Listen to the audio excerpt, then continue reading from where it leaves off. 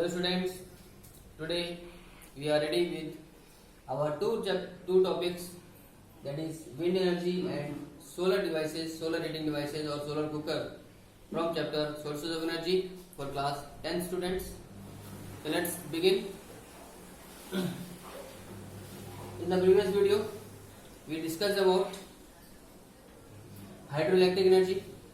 I hope you might have understood, and let's see how a wind energy works or how a wind energy is obtained.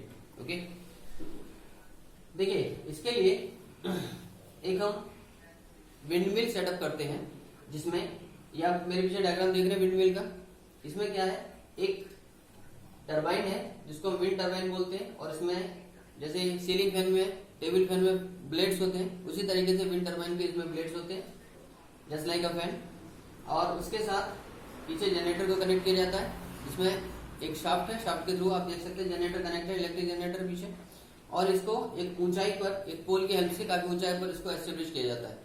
Okay, so this is how it works. And when wind blows this turbine rotate, और turbine को rotate करने से shaft rotation होगा, shaft के rotation होने से electric generator start होगा और हमें इलेक्ट्रिकल एनर्जी ऑब्टेन होती है, और फिर इस इलेक्ट्रिकल एनर्जी को हम स्टोर कर लेते हैं. ओके, अब देखिए तो इसकी फंक्शनिंग, इसका स्ट्रक्चर काफी सिंपल लग रहा है देखने में आपको, लेकिन इसके साथ साथ इसमें कुछ एडवांटेज और डिसएडवांटेज भी होंगे इसके. तो एडवांटेज की बात करते हैं पहले.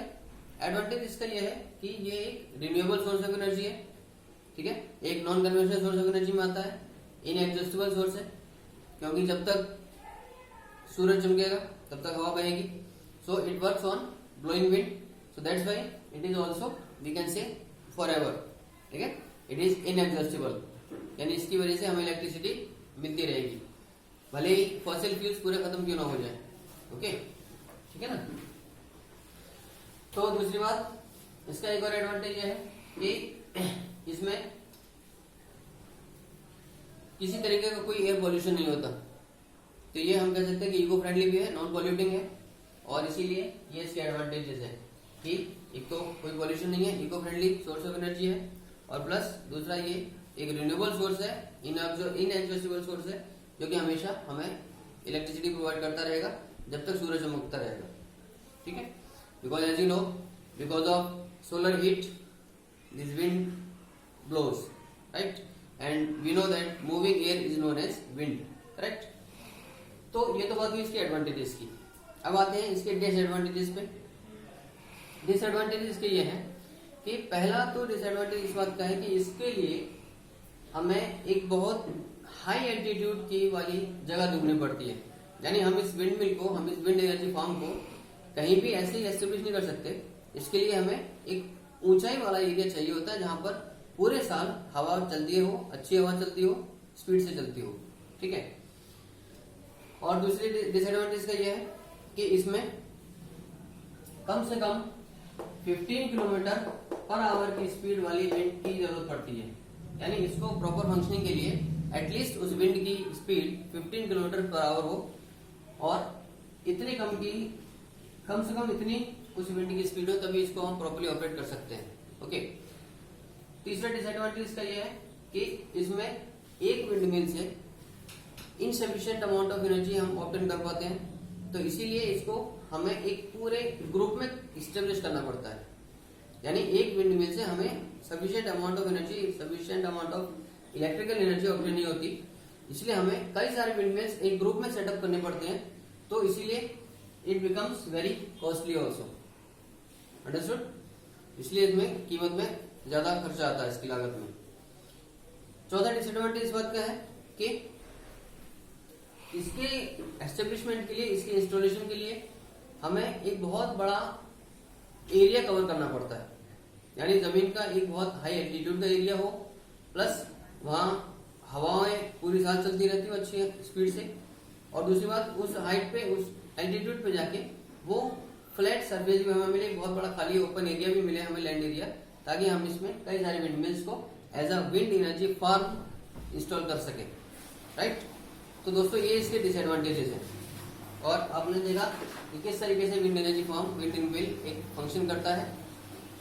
चलिए अब आते हैं अपने सेकंड टॉपिक पे, दैट इज सोलर कुकर। आप जानते हैं सोलर कुकर एक सोलर हीटिंग डिवाइस है, ओके, जिसके बारे में हमें अपने सिलेबस में डिटेल में पढ़ना है। सोलर हीटिंग डिवाइसेस क्या होते हैं? जो सोलर हीट को या सोलर हीट एनर्जी को स्टोर करके फंक्शन करते हैं, ऑपरेट होते हैं, राइट। तो उन्हीं सोलर हीटिंग डिवाइसेस में से एक है सोलर कुकर। आइए जानते हैं इसके बारे में, सोलर कुकर क्या होता है। इसमें आप ये देख रहे हैं एक बॉक्स है, इस बॉक्स के अंदर 4 हमने पॉट्स दिखा रखे हैं जिनको कुकिंग पॉट्स कहा गया है, और इसके फ्लैप में, इसके ढक्कन की तरफ मिरर लगा होता है, अंदर की तरफ, नीचे की तरफ।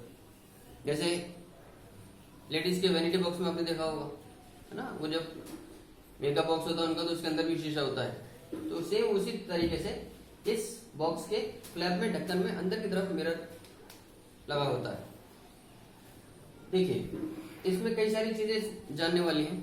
इस बॉक्स को हम पहली बात तो अंदर से ब्लैक पेंट करते हैं, जो उस बॉक्स के अंदर का एरिया है उसको ब्लैक पेंट किया जाता है। और जहां जहां ये कुकिंग पॉट्स रखे हुए हैं, कुकिंग पॉट्स की आउटर सरफेसेस पे ब्लैक पेंट किया जाता है, ठीक है। रीजन ब्लैक पेंट ही क्यों करते हैं हम? क्योंकि ब्लैक कलर आप जानते हैं हीट का एक अच्छा एब्जॉर्बर है। So in order to provide it maximum amount of heat whatever is available, तो इसीलिए हम इसको बॉक्स को अंदर से ब्लैक पेंट करते हैं ताकि इसके अंदर ज्यादा से ज्यादा हीट कलेक्ट हो सके, स्टोर हो सके, एब्जॉर्ब हो सके। और इन कुकिंग पॉट्स को भी बाहर से हम ब्लैक पेंट कर देते हैं ताकि इसके अंदर भी प्रॉपर अमाउंट में हीट पहुंचे, ज्यादा से ज्यादा हीट उसको मिले और हमारा जो फूड है वो जल्दी से जल्दी तैयार हो जाए, राइट। अच्छा, इसके अलावा इसके ऊपर एक लगी होती है ग्लास की शीट। ग्लास शीट एक लगी होती है, इसका पर्पज ये है कि एक तो इस खाने के ऊपर किसी तरीके का कोई भी पॉल्यूशन, कोई भी धूल मिट्टी वगैरह नहीं चाहते, उससे बचाती है ये। साथ ही साथ इस ग्लास शीट का एक और फायदा है कि ग्लास शीट के थ्रू, ट्रांसपेरेंट ग्लास होता है ये, उस ट्रांसपेरेंट ग्लास के थ्रू जो सनरेज के साथ हीट एनर्जी अंदर पहुंची सोलर कुकर के अंदर, वो हीट एनर्जी ग्लास की प्रेजेंस की वजह से बाहर एनवायरमेंट में जल्दी रिलीज नहीं हो पाती, just like green house effect. Okay, याद आ रहा आपको?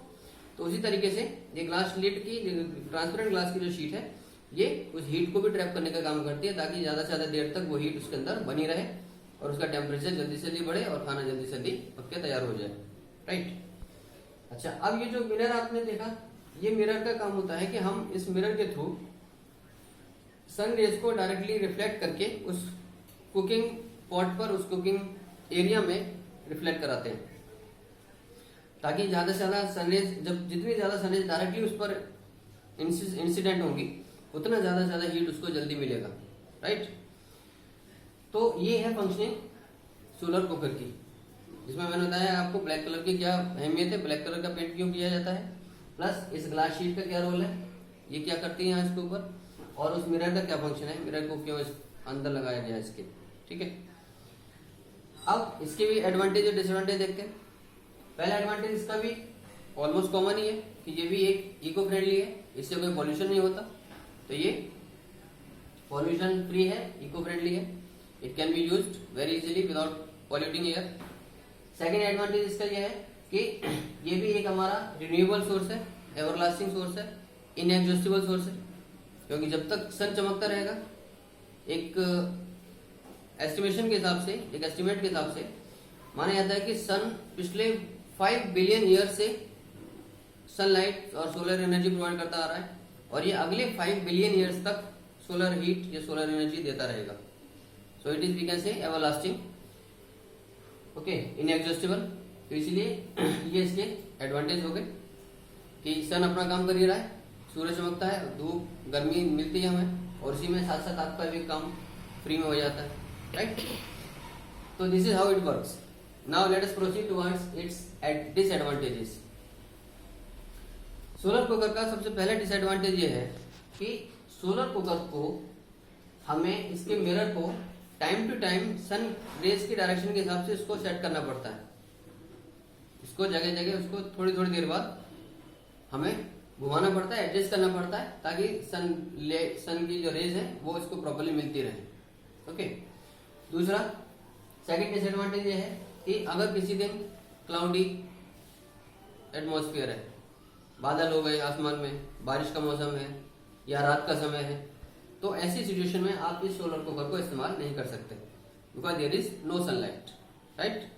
नेक्स्ट थर्ड डिसएडवांटेज ये है कि इसके जो कुकिंग पॉट्स है ये केवल शैलो कुकिंग के लिए काम आ सकते हैं, यानी इसमें आप डीप फ्राइंग नहीं कर सकते, राइट। इसमें किसी तरीके की डीप फ्राइंग के लिए इस्तेमाल नहीं किए जा सकते।